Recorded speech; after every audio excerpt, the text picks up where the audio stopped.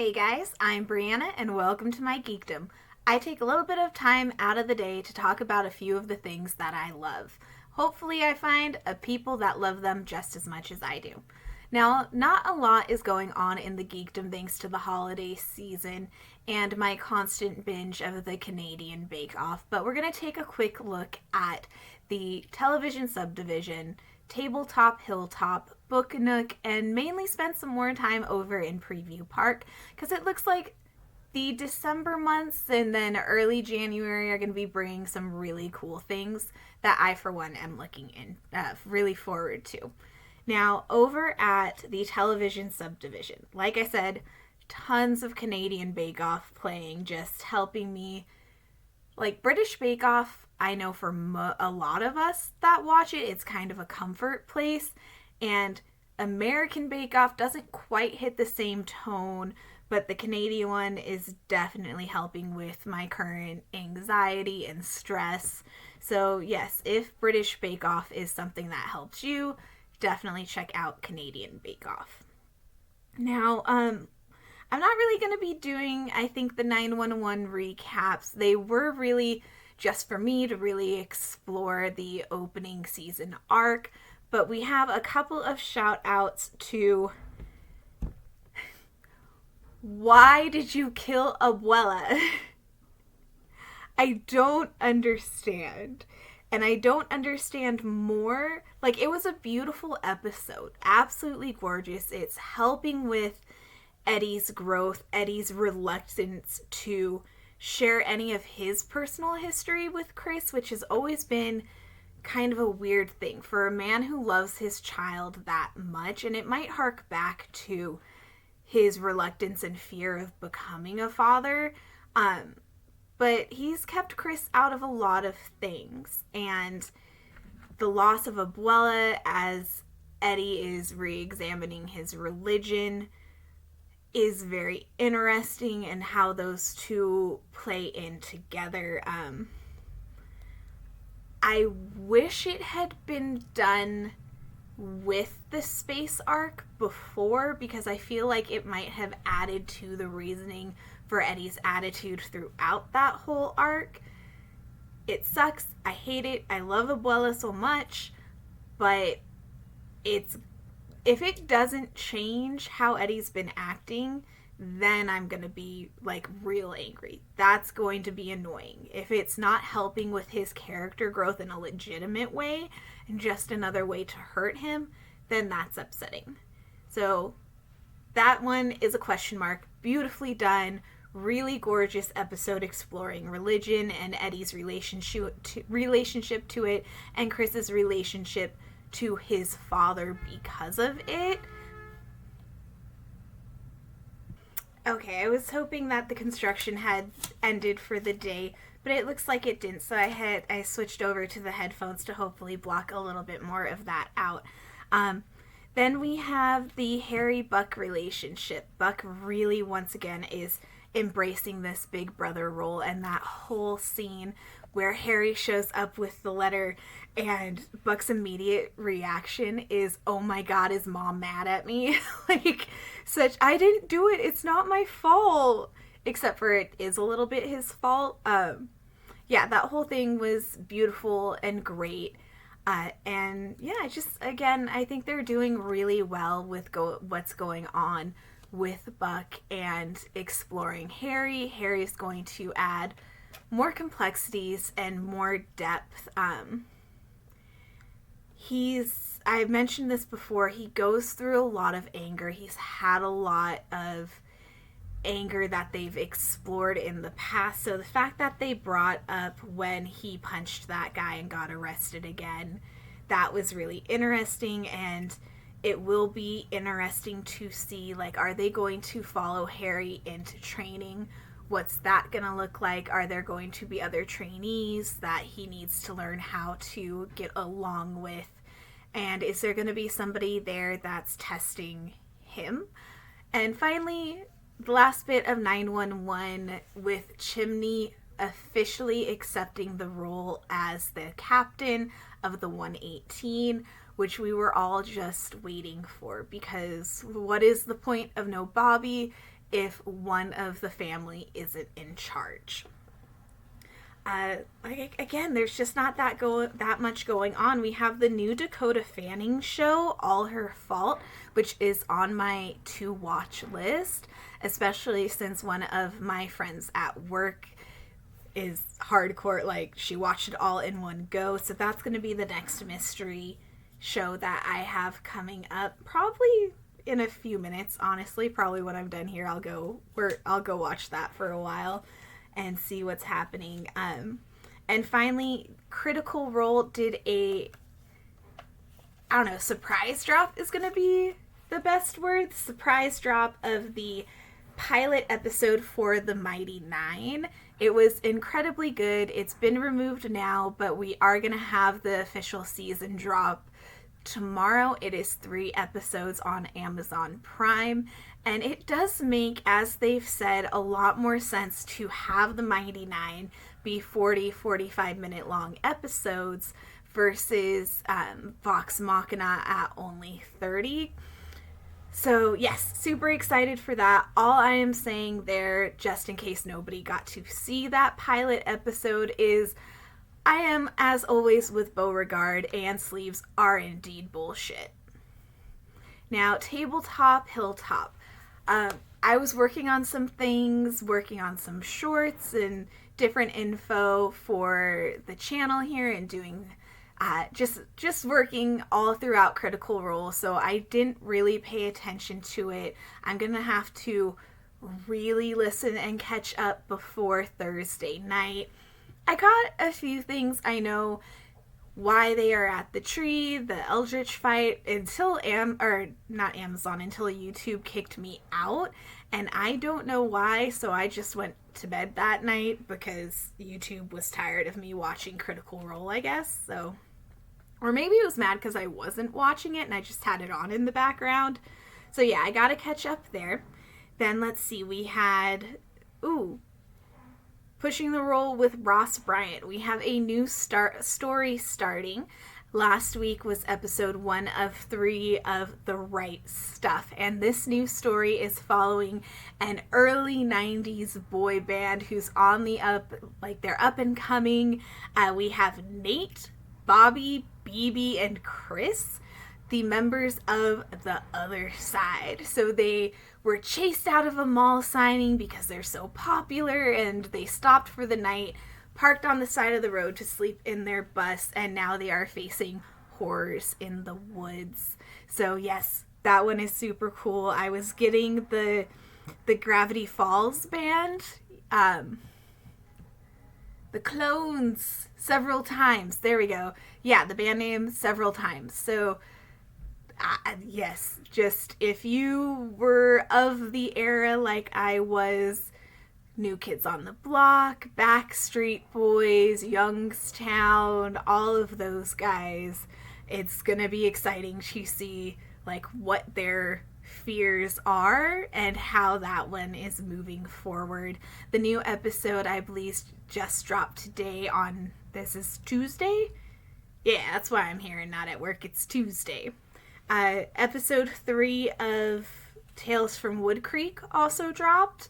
I, again, not caught up. I just haven't been very interested in much of anything, which will lead me to the Book Nook. I am calling it. It is officially the death time, Tuesday the 18th, 1:30 in the afternoon. The Fairy Bargains of Prospect Hill.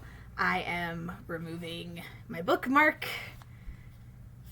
Maybe I'll come back to it, but it's probably going to be quite some time before I do. I just couldn't get into it. Maybe I'm not in the right mood, the right headspace. We'll see. Now, I'm not calling Time of Death on Good Girl, Bad Blood yet. I really want to finish that trilogy. Excuse me, I do this every time. So yeah, I really want to finish that trilogy. Again, I'm not really in the headspace for how dark it is.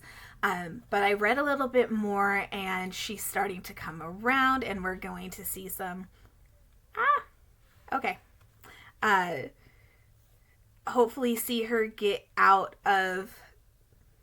I mean, you don't get out of PTSD, but she's putting herself towards something. I should probably not play, even if it is a paper weapon. I shouldn't play with that on something I'm going to post. Yeah, so coming out of that darkness a little bit, finding something to work on, giving herself a project. This is something I highly relate to. So good girl, bad blood, still working on it. And last thing, well, no, I got two things. Finished my reread of Frankenstein, nothing new there, just wanted to share. Finished my reread.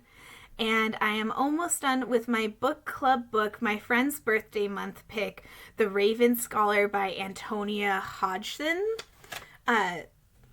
Really good. I am enjoying that guy a lot. Spoiler, well, not really a spoiler. The whodunit portion, or the why, I should say, was very obvious. I very much enjoy fantasy, kingdoms and courts and I like those stories. So I figured that first part out really quickly.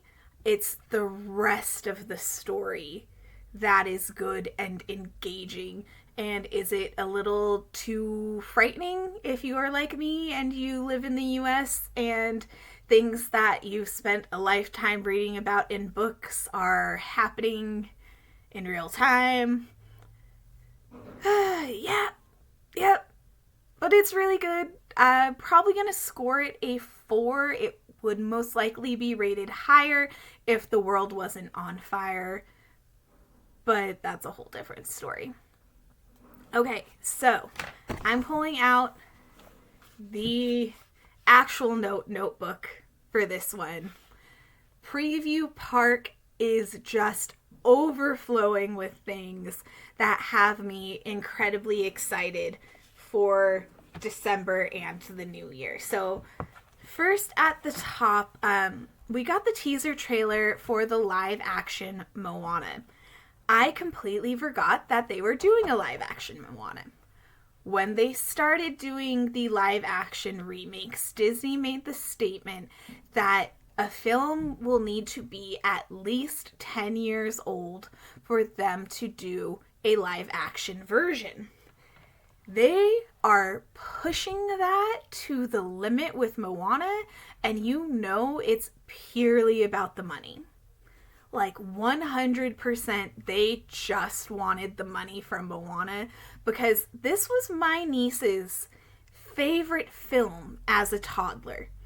At 2 years old, this child sat me down in front of that TV screen and was explaining the entire plot. That was the thing she was obsessed with.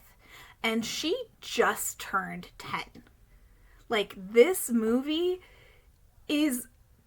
It can't be that old. It just is not. It's ridiculous that they are even doing it.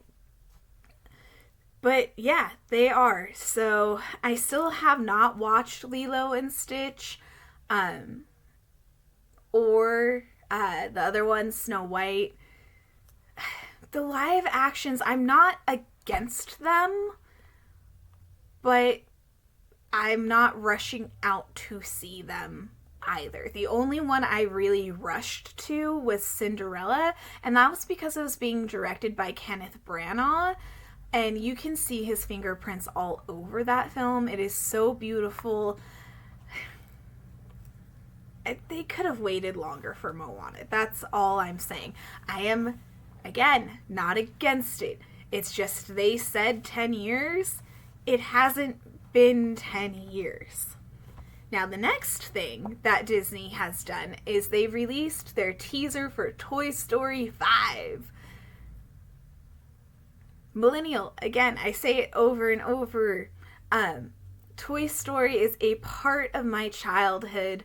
Bonnie in the teaser gets a delivery, and when she opens it up, it is a lily pad. So now the toys have to deal with the growth of technology, and I think that's going to be very interesting to see how they're going to feel in being left behind, especially when in the fourth film, Bonnie's toys already use the internet, and they've played with video games before, so technology has been part of their lives.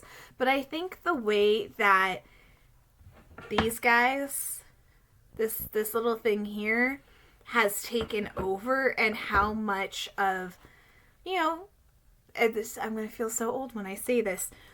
You see parents with their strollers and their toddlers, and kids are playing on phones and tablets.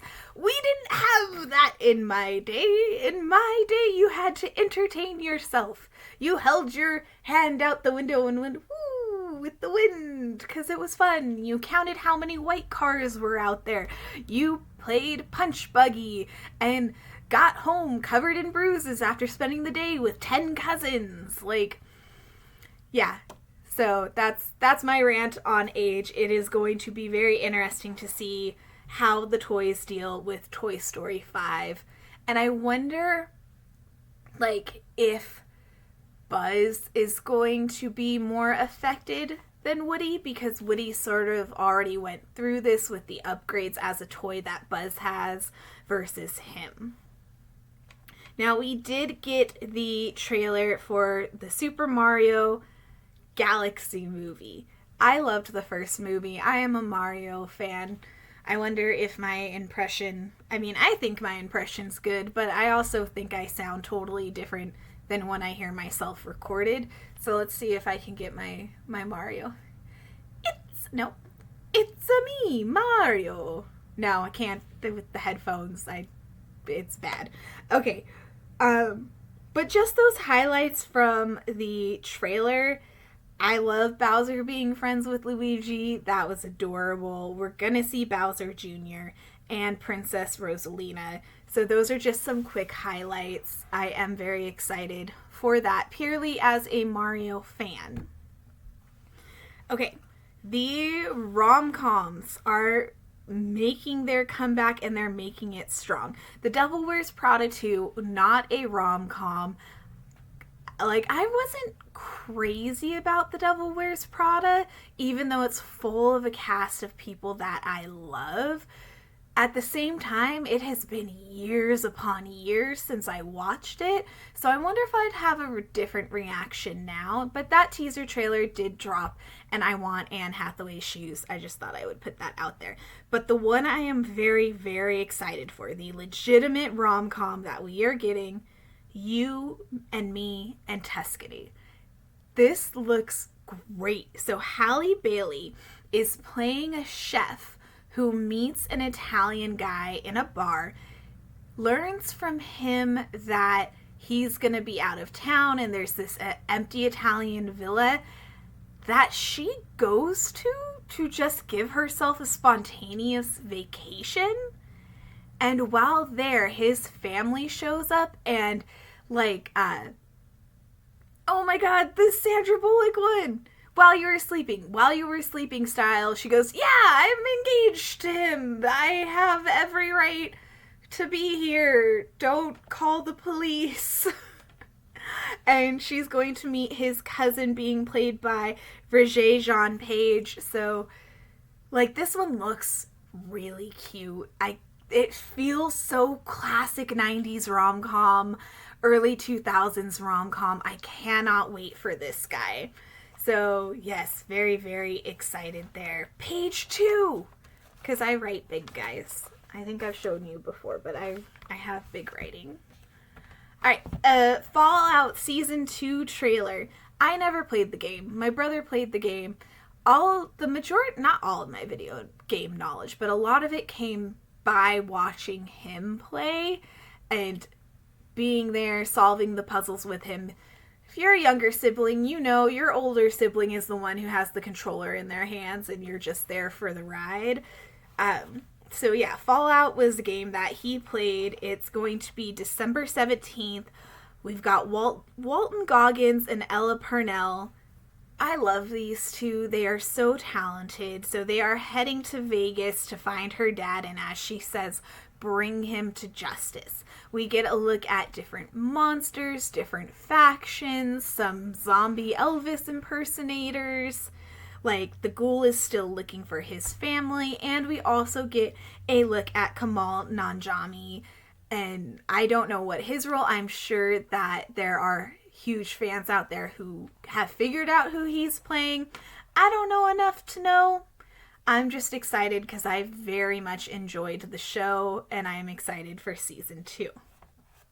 Next, Percy Jackson season 2. You're gonna hear me talk so much about it. Yeah, the Fates, Tyson. No, we don't get Grover in that wedding dress in the trailer. That sucks. But we do meet Vanilla, the guinea pig, who's gonna be playing Percy. Oh, I'm so excited we get the guinea pig scene. Clarice gets her warship. Like, it looks so good. This is going to be much more drastic. It already looks 1,000 times better than the second movie did. Even though I did really enjoy Nathan Fillion in that, it's just the TV show, knowing that Rick and his wife, how much time and energy and love they put into it, how much these kids, these young actors are enjoying their roles. It makes me as a fan crazy excited. So I cannot wait. Percy Jackson season 2, December 10th. I think we also get it at the same time as a Stranger Things episode drop, which I guess officially that whole Millie Bobby Brown thing, fake, not real. Like I said last time, wait before we make full judgments until there is more information. If it was true, yeah, I'm gonna side with her, but neither her or David Harbour have said anything. This is not something that's really an issue. So, Stranger Things coming out. We're getting closer and closer. I still have not rewatched any of it to catch myself up. Next and final. Like I said, this is short. I don't have a lot of crazy stuff going on this week. Not a lot I've been obsessing over. But the ultimate obsession, Brendan Fraser, my love, you are coming back. I mean, you've been back. But every time you're on my screen, every time I see a trailer, it is fresh all over again. Rick O'Connell is everywhere. This week, this Friday, will be the release of Rental Family, which is a film where he plays an actor who's living in Japan and gets a job where he plays somebody's rental family member. I can tell just from looking at these commercials, him talking to this little girl and seeing the little cat whiskers painted on his face, I will need 3 boxes of tissue, 100%. Like, it's obvious. It's right there. It's going to destroy anybody with a soul. Very excited for that. And yes, I know that it was announced officially November 4th, but I am playing catch up. The Mummy 4 is happening. Brendan Fraser and Rachel Weisz will be back. Everything that happened in the third film, in The Dragon Emperor, does not matter, doesn't count. Like, it's so exciting. They did show Oded Farr. It's not official, but he's posted pictures where he's kind of teasing it. So if Oded Farr is back, like, give me John Hannah. Give me John Hannah! Just do it. Bring it all back. Heal the world. Let's do this, please. Please, Lord, don't screw this up. Please, cinema gods, do this for those of us. I mean, they say, right, that you're born gay. It's not something somebody can make you. But I come from a whole generation that was made bisexual by one film franchise, and that is The Mummy. That's not true, but it's true. Okay, so a fun little fact. This is going to be... We have the directing team of Matt Bettinelli, Oplin, and Tyler Gillen, and then the screenwriter, David Cogshall. I think that's how you name it. I apologize if I mispronounced it. Big things for these guys. This directing team, they are the directors who brought us Scream 5 and 6. Now, while I'm not crazy about the 6th film, I really loved the 5th one. The 6th one's like, whatever. It's okay. They do love that franchise. You can see it. They just have a different interpretation of some of the aspects of it. So yeah, I am excited for that. And then our screenwriter, again, not gonna try to screw up his last name, but he wrote on the Scream TV series. The TV series I highly enjoyed. They were able to take a horror film franchise and move it to MTV when MTV actually had really good... Oh my god, it's because I talk so much. I just bring in a lot of air. And then I choke on the air a little bit, and then you poor people have to deal with that. I'm so sorry. But yeah, they took a horror film franchise that's entire purpose is to question the horror industry and to break it down. And then they questioned, how on earth can you do that on television? And this was at the same time, or about the same time, that we had Bates Motel going on. Vampire Diaries and the originals were at the height, and while they weren't horror films, they were bringing vampires to a younger generation or to a newer generation. And basically, this is another person who's shown love and dedication to what Scream is supposed to be. And all I am hoping is that these 3 people are going to bring that same love and dedication to the Mummy franchise. We're getting the Mummy 4. It's not going to be anytime soon, guys. It's 2027 if we're lucky.